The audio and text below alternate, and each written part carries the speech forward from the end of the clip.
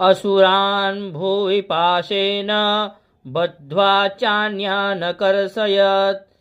केचिद्विधा कृतास्तीक्ष्णैः खड्गपातैस्तथा परे विपोथिता निपातेन गदया भुवि सेरते।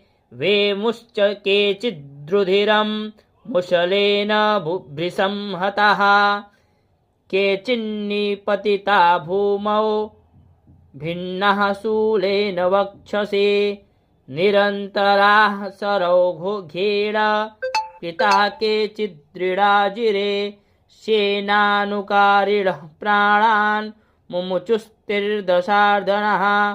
केषाञ्चिद् बाहवः छिन्नग्रीवास्तथा परे। शिरांसि पेतुरन्येषा मन्ये मध्ये विदारिताः। विच्छिन्नजङ्घास्त्वपरे पेतुरुर्व्यां महासुरः।